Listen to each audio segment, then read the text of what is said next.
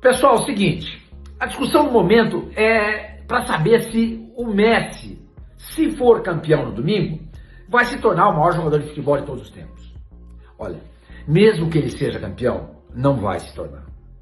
Porque o futebol, ou qualquer atividade da vida, você não pode medir apenas pelos números frios.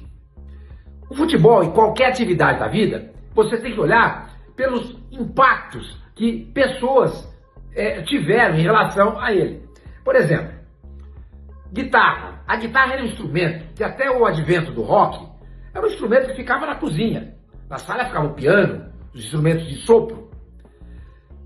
Com o advento do rock, a guitarra passou a ter um papel importantíssimo, fundamental na música.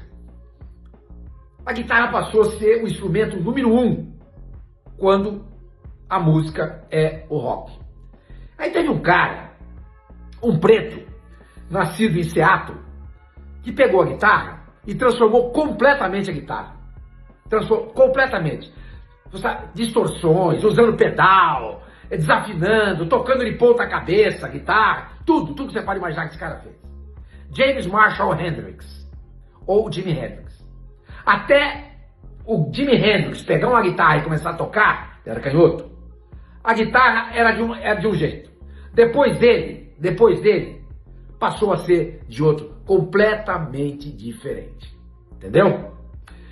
Há guitarristas que, se você for olhar a técnica deles, é muito superior à do Jimi Hendrix.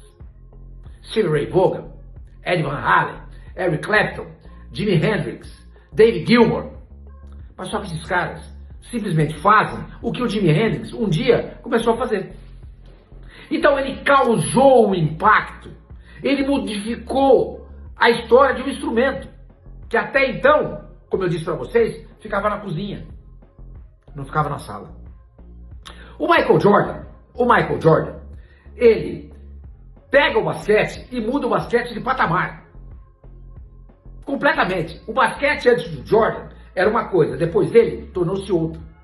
Por exemplo, os números do LeBron James são superiores, em alguns aspectos, ao do Michael Jordan. O Bill Russell ganhou mais títulos que o Michael Jordan, mas nenhum deles é superior ao Jordan. Por quê? Porque o Jordan mudou o patamar de basquete. O Jordan era um cara que atacava e defendia. Era líder. O Jordan várias vezes foi eleito não só o melhor jogador da liga, da NBA, mas também entrava no time dos melhores defensores. Foi eleito também melhor defensor da temporada em algumas temporadas. Então ele muda o basquete de patamar. O Pelé faz a mesma coisa com o futebol, gente. Além de ter números que até hoje não foram superados, se o Jimi Hendrix tecnicamente foi superado por alguns guitarristas, se os números do Jordan foram superados por alguns jogadores, mas não a técnica dele, os números do Pelé são insuperáveis. O Pelé é o cara que sabia cabecear, sabia chutar com o pé direito, com o pé esquerdo, marcava e mostrou para o mundo do futebol a importância de se jogar em todos os setores do campo. Até no gol o Pelé jogou. Até no gol. Antes do Pelé, o futebol tinha uma velocidade. Depois dele, passou a ter outra. Antes do Pelé, o preparo físico não era importante. Depois do Pelé, passou a ter. Então o Pelé muda o futebol de patamar. E o que esses jogadores, como o Messi, por exemplo, faz nada mais é do que versar sobre um tema que o Pelé criou.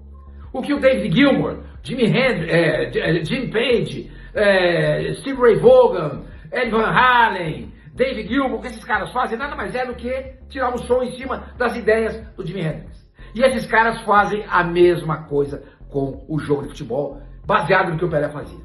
Então vocês pegam muitos vídeos de jogadores do presente e de um passado recente fazendo jogadas geniais que o Pelé já fazia 60 anos atrás. Então, meu companheiro, se aparecer algum dia um jogador fazendo alguma coisa diferente do que o Pelé faz, aí nós vamos pensar em conversar.